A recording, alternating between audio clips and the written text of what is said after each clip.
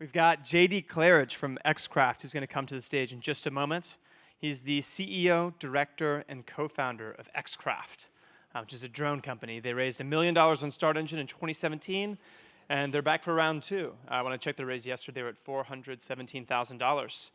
So xCraft is a leading drone company that's developing innovative vehicles for the UAV market. I Googled that yesterday evening. That's the unmanned aerial vehicles market.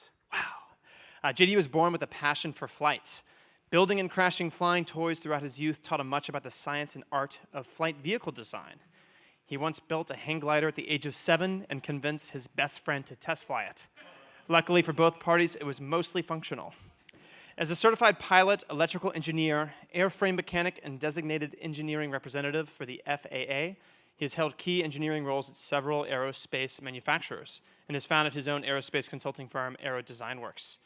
In October of 2015, JD and xCraft co-founder Charles Manning were featured on ABC's Shark Tank and made history by negotiating an unprecedented deal with all 5 sharks. This catapulted xCraft into the center of the public spotlight and made household names out of xCraft's launch products. And after his keynote, StartEngine's VP of Sales, Alan Jepson, will join him for a Q&A. Please join me in welcoming JD to the stage.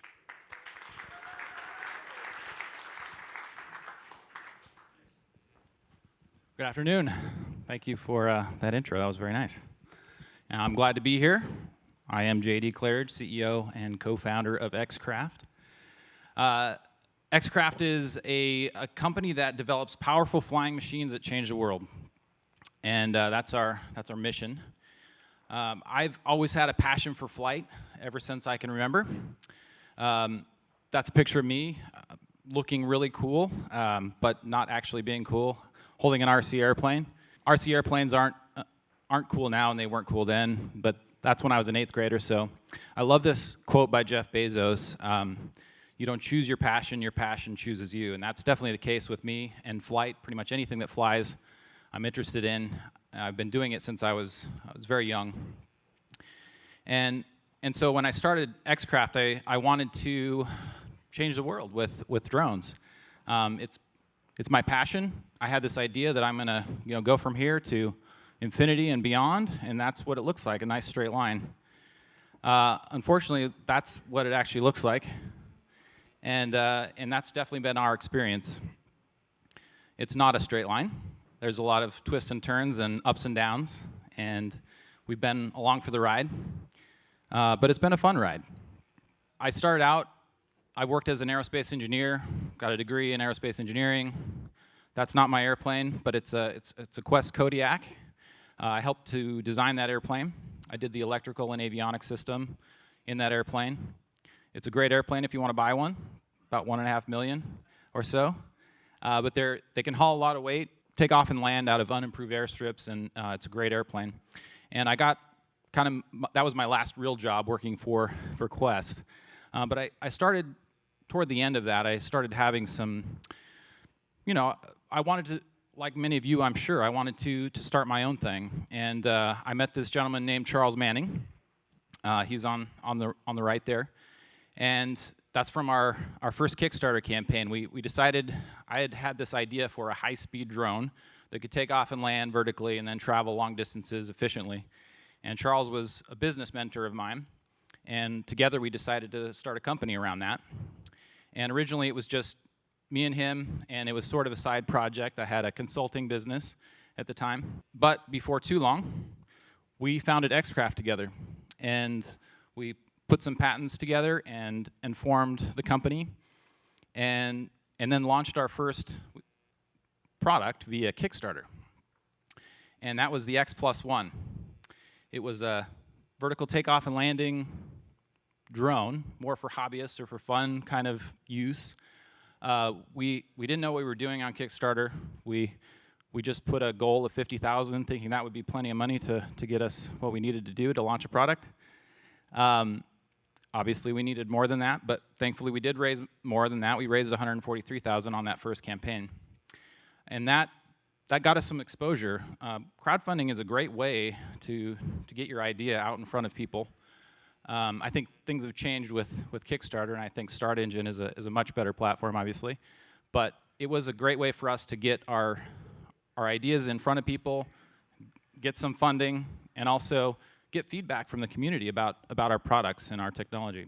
So right after that successful Kickstarter campaign, we decided to ride the wave of success and go ahead and launch another Kickstarter campaign.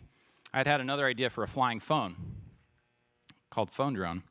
So it uses the kind of the innards from a phone, the GPS, the accelerometer, the processor, and the cellular connection to be able to fly a drone. And we've actually patented this, and we thought this will be another great Kickstarter campaign. We're going to set our goal at $250,000, and we'll go ahead and raise that and kick off that product. Well, as you can see, that it wasn't successful, unfortunately. We did not meet our goal, and as you know on Kickstarter probably, you don't get any money if you don't meet your goal. And so if you remember what success looks like, we were about right here, I think, during that time. And it was one of the first setbacks that we had, but we kept on working, and we eventually got ourselves onto Shark Tank. And that was an opportunity that came to us, really. We weren't pursuing that. The producers of the show had seen our product on Kickstarter, and they were looking for a drone company to be on the show. And they sent us a random email from a Gmail account and said, we're a producer at Shark Tank, and we want to talk to you about being on the show. And it sounded legit, so we responded, and it turned out to be legit. Eventually, we had to go through the application process just like everybody else.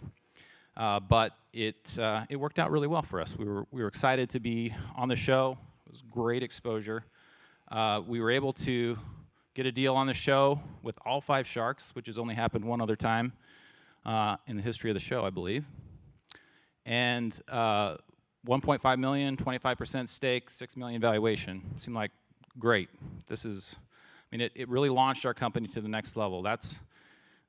You can buy that kind of exposure, but it's very expensive, and it came to us for free. So that was a great thing for us, and it definitely, there's 20 million viewers or something of that the first night, and at the time this aired, there was only 3 people in the company, and we had hundreds of thousands of dollars worth of orders to try to fulfill somehow of our first product, the X+1. So at the same time, we actually launched another. We knew that the Shark Tank episode was airing. We knew we were going to be getting some exposure. So we decided to relaunch Phone Drone on Kickstarter. And this time we set a lower goal of $100,000.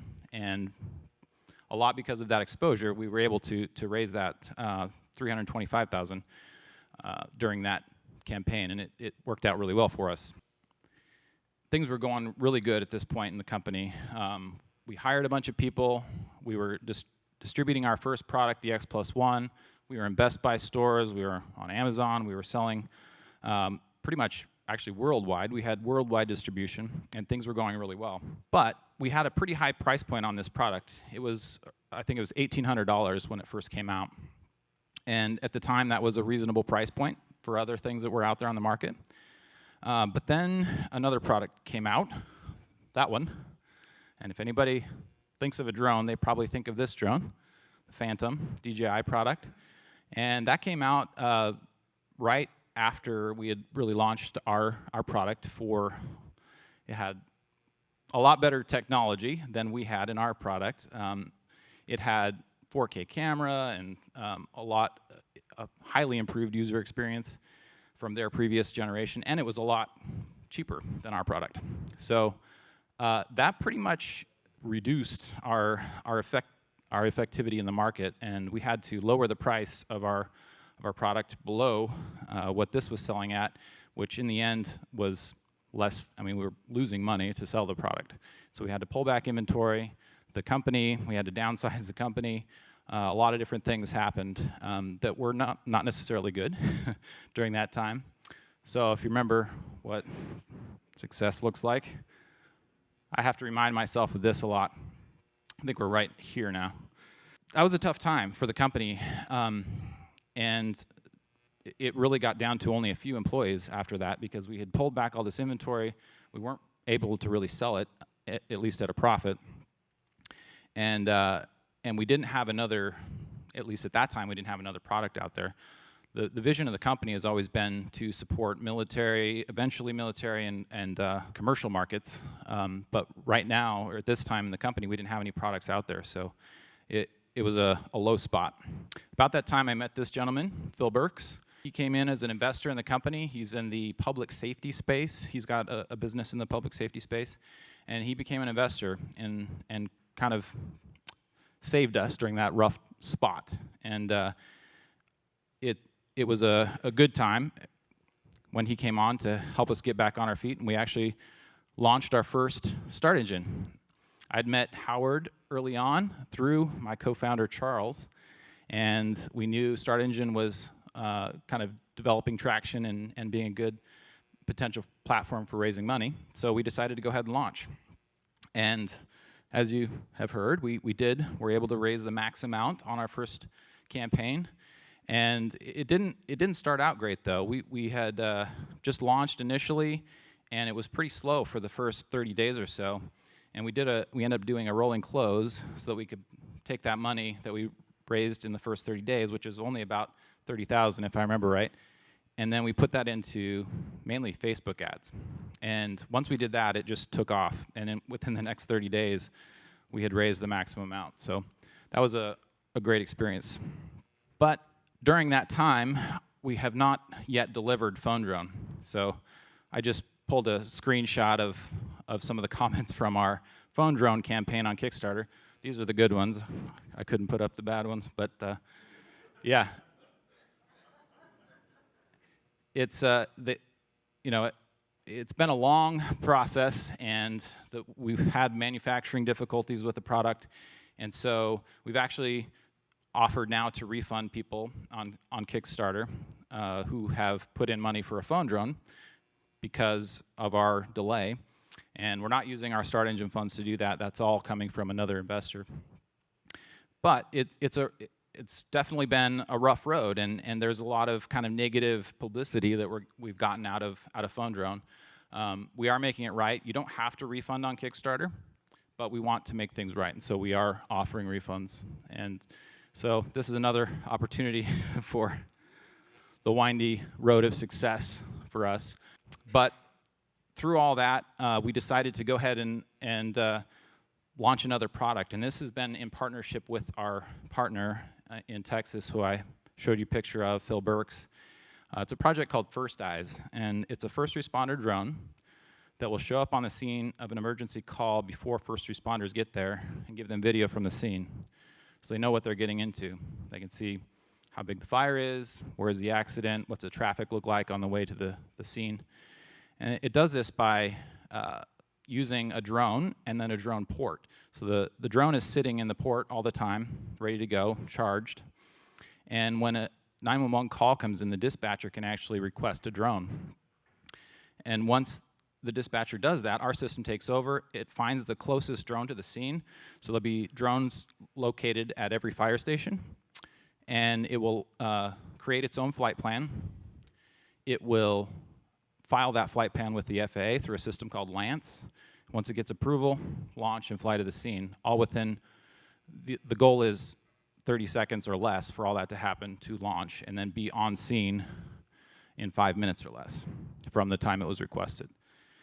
So that's our kind of our big project right now. It's a pretty fun project, and we're really excited to be part of it. It's going to save lives, and there's a lot of regulatory and otherwise challenges that we are facing, that we have to face with this, but it's a great project. We're now into our second campaign on StartEngine. Things are going really well.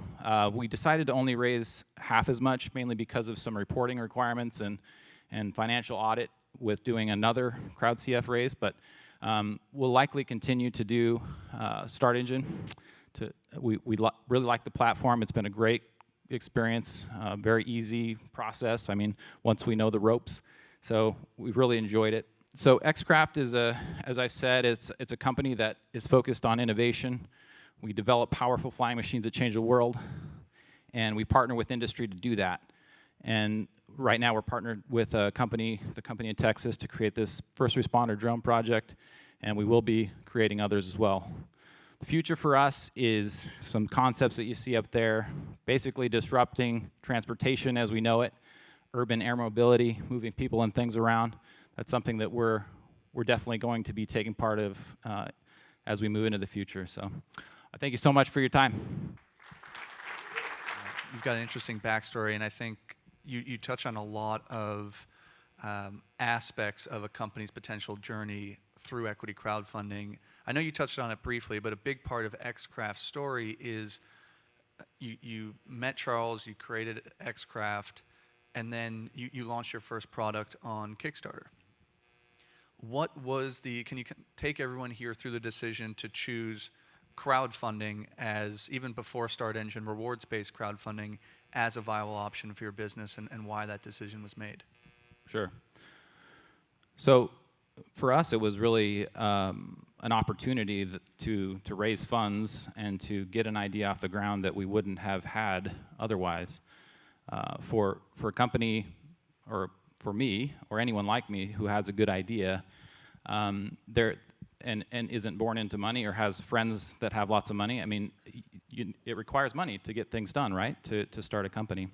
And so crowdfunding was sort of the natural solution for us to be able to kick things off the ground and get some money, get some public exposure, and it's worked out really well, and we're definitely glad that we were able to do it. Yeah, and then I just wanted to touch on one part of your rewards-based crowdfunding. We're going to get into StartEngine, don't worry, but the idea of launching a second crowdfunding campaign I think is pretty unique. It not succeeding and you still sticking with crowdfunding as an option. Was there ever a doubt internally with the team of, okay, we've tapped into our audience, they're not receptive, or did you really feel confident that next raise would really pick up? Well, we felt confident before we started, but after it got into it and we weren't able to actually raise what we wanted to raise, it definitely brought up some questions in our mind and in the team's mind about whether this was a good option. But I really believed in the overall concept of crowdfunding, of engaging with the community at an early point. You're really getting paid to market, really, in some ways. I mean, if you could look at it like that. And so I still believed in the concept, and that's why we continued with that model even after that failure. Right. And so crowdfunding on Kickstarter, at what point, so you have an interesting story of how you met, or how you came across StartEngine. You met Howard through a connection. Was that even before StartEngine as an equity crowdfunding platform existed, or was this in our accelerator days? Well, it would have been in 2013, I believe. Yeah, so that's pre StartEngine equity crowdfunding. So right, and at the time we didn't. We looked into that, and we talked to Howard. My co-founder Charles was he was a friend of Howard's, and so we talked through it. But the opportunity with Shark Tank kind of came up, and so we went that route for a little while. But the idea of the Jobs Act wasn't a concept to you at that point. It was not. There was, I believe, we talked to Howard about, hey, this is an idea that we're working on, and this is something that you could be involved with. And we were interested, but it wasn't quite ready at that time for us. And so after Shark Tank, I'm sure you had publicity and interest in the page. What made you revisit crowdfunding as an option, specifically equity crowdfunding? Well, we looked at the numbers, I guess, and obviously we needed to raise some more capital to keep continuing to grow the business, and we had gone to some more traditional angel investors and talked with them. We'd raised a little bit of money through that process, but overall we felt like we had experience in crowdfunding in general. We did have a community that we had built through that, and we thought it was appropriate to leverage that community and continue with the model. I mean, xCraft has been somewhat of a crowd-funded company. I mean, from the very beginning. So it made sense for us to continue with that model and maybe take a risk. I know you and I talked early on a lot about you had to somewhat convinced me. And it took a leap of faith. Yeah. Yeah. And I'm glad you did.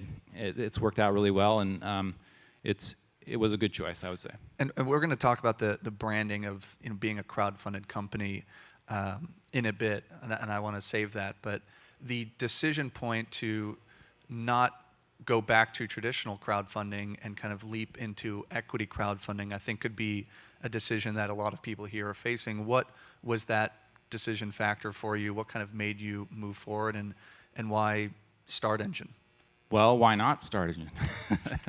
For us, obviously when we were first starting and doing crowdfunding with Kickstarter, StartEngine wasn't an option, and I do think it's a far superior option, in my opinion, because then when you compare it to Kickstarter, Indiegogo, just because the investors that you get through StartEngine is going to be someone who is behind you, they're committed, that they're behind the company.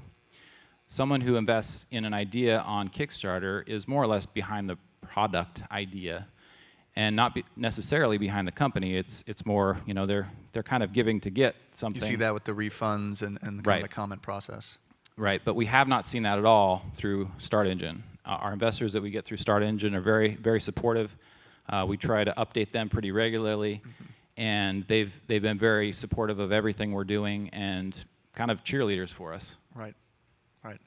And so you launch on StartEngine, and I think your initial base, at JD and xCraft, they had thousands of backers at that point through Kickstarter, right? So I think part of the marketing strategy was to tap into that audience base, which is a great leverage point to have. But you did mention the campaign at one point. The first campaign plateaued a bit. I remember you and I had a lot of discussions about how we jumpstart that. What kind of made that happen, and how can you kind of share that story to companies here that might see something similar? I think a lot of times people say in crowdfunding, huge jump in the beginning from your initial base, bit of a plateau. You'd like to keep that kind of steadily inclining, and then a rush at the end. And I think you definitely saw that in yours. So how did you beat that inflection point on StartEngine? Well, for us, it really came down to something that StartEngine and you recommended, was to just put the campaign together, get a good video, get a good campaign page up, which you helped us with, and then launch. And we didn't see such a huge, inflection at the beginning, unfortunately. It was fairly flat for quite a while, but what you recommended was to do a rolling close as soon as you could, and we did that, and then take those funds and then put that into marketing, and that's what we did. We put it mainly into Facebook ads, and for us, Facebook was a great platform, still is. I don't think that's necessarily the case for everybody, but for us, it was that's what, from that point on, the campaign, especially the first campaign, just really took off, and we saw kind of the rewards from all of our work at the front end. Yeah, no, it was really incredible. All of a sudden, xCraft just shot through the gate with those video ads, and I think the imagery and the video from the sharks definitely didn't hurt, which was amazing to see. Okay, so now you raise the top level. You're one of the first in StartEngine and even the industry to raise that $1 million. What's going through your mind next? Is it, I need to start building my company, I need to launch another raise? What's kind of that rush of excitement, and what's kind of the next step for a campaign that's oversubscribed? Well, thankfully, StartEngine makes it easy so that I don't have to focus on raising money so much. The campaign is sort of rolling. We're bringing in money. Obviously, we're all very excited. The team's very excited. But we did what we had planned to do with the funds, which was to build the team and to start putting some effort into our commercial products that we really were going to be, the next generation of products from xCraft, and that's what we did. Yeah, and I think I get this question a lot, is how much in the campaign page do you tell your business's story, or is it really about kind of the imagination, the imagery, and the kind of what converts the consumer And you went through a similar process because in the first campaign, it was all about the consumer-oriented product drone that you had that was successful in the Kickstarter, and that's maybe where most of the base knew xCraft. But soon after, they transitioned into more of their mature business strategy, what JD ended his presentation on. Kind of walk us through how communicating that to an investor on StartEngine, how important that is, and how are you able to do that successfully? Yeah, it's been a learning experience for us, I would say. I mean, on the first campaign, like you said, it was very much about kind of the bigger vision and focus more on our consumer products. But at the end of the day, I mean, it is, for the most part, every sales decision is an emotional one, and this isn't any different. So we are trying to engage emotion from people as we put together these campaigns. And sometimes when you're talking about dry business numbers and things like that, that doesn't necessarily engage people. So even on the second campaign, although we have more of a honed focus on commercial applications and public safety, it really, we still have to capture their imagination. And so we did try to blend those two with more of an emphasis on public safety and saving time, saving lives, saving money. I mean, that's really our end goal in all of this.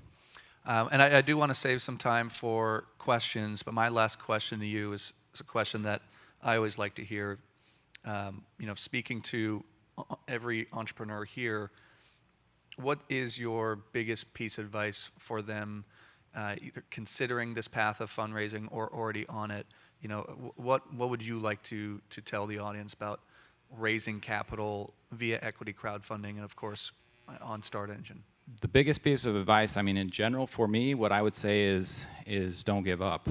I think the only difference between success and failure, in a lot of ways, is just sticking with it. And that's where my talking about success and how it's a winding road.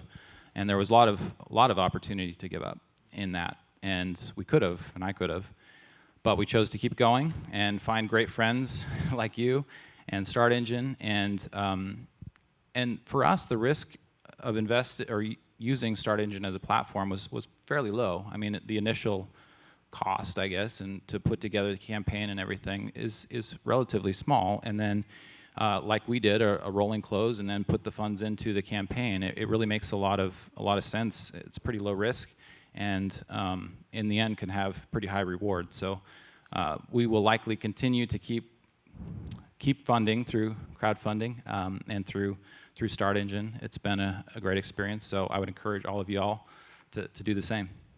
Great. Well, thank you. I do want to open it up for some questions. So, yeah, please go ahead. I think you said in the beginning of your campaign that you didn't get this big onslaught in the beginning, and it's like, since you've had a full campaign all the way to the full raise, could you walk through the timeline of how that happened and some of those milestones? Like how long did it take you to hit your first 50K, 100K, 250? Yeah, you might have to help me on the time frames exactly, but where, if I remember right, I think it was around 30 days or so for the first portion until we got to a point where we could actually do a rolling close, and we had only raised around 30,000. Again, correct me if I'm misspeaking here. I'm coming there. All right. And then once we were able to put the funds into the campaign, it may have been 45 days, 30 to 45 days, where we rocketed to basically $1 million. And that was not typical, I don't think. On the second campaign, which is still running, that's been a lot slower of a process, and we did the same thing, and it was about the same kind of trajectory at the beginning. We actually waited to do a rolling close and then put the funds into marketing after that. And although it's been significant growth in that second part, it hasn't been quite the same that we saw the first round. And I think there's ups and downs. We've doubled our valuation from the first raise, and I do think that slows people down. It's also a lower number that we're trying to raise. So anyway, I don't know if you have anything. Yeah, I think JD talks on the rolling close aspect. Just to clarify, on StartEngine, you can set a minimum funding goal of 10,000 to either $1 million or 107,000. We always recommend dispersing as soon as you feel comfortable. And that's a mental point for every campaign, but especially when you see your campaign from the initial boost of investors slow down, disperse on those funds, and now out of the 50,000 that you've taken out, you can put 20% into a marketing budget to really try and attract more investors. And that's what JD and I had a lot of conversations on, and he did that. It just so happened the avenue he put it in, these Facebook ads, really shot him up, but it was a strategy to, of course, we'd love to see that happen, but I don't think I expected it, but I expected an increase in investments. So I think it's about understanding how much effort and how much has been behind your current success on StartEngine, and working with us and kind of the best practices that we've seen in the industry to help you get to that next stage. JD, your latest product with the first responder, did you change your business model? Like instead of marketing that drone, like is it now a service, a subscription? We did for that product, not necessarily change the business model, but it is as a service. We're selling it as a service to cities. For a certain monthly cost, you get the service of this drone to show up on the scene of an emergency, give you video. So that is how we're selling it. Not all of our products are like that, but we definitely obviously see the advantage of selling our products as a service, and that will likely be the future of where we're headed with most of our products. Are you comfortable sharing how much of that $1 million you had to spend on advertising to get there? Because it sounds like it started almost from the beginning. Yes. I mean, we put as much as we could into the Facebook ads and to making that happen. We at the time, and this is not typical at all, but we were getting about a 1,300% ROI on our Facebook spend, and we've seen about half that in the second spend. So I think all in we put about 70,000 into Facebook ads the first round. And yeah, that's not a 70,000 spend to get that amount just on the onset. That's, you put a little bit in, you test, you raise a little bit more, you do another rolling close. Through our analytics and our background and our issuer account, you can see where the traffic's coming in, what's producing from where, and then continually increase your spend knowing that ROI is going to return. So it's much more of a smart spend than on StartEngine. In order to raise $1 million, you need to put $50,000 into paid media. You take it in stages. We allow you to do that with the rolling close feature, which allows campaigns to be a lot more flexible and a lot more conscious about the funds that they're spending. Well, thank you so much, JD. This was a pleasure. Big round of applause.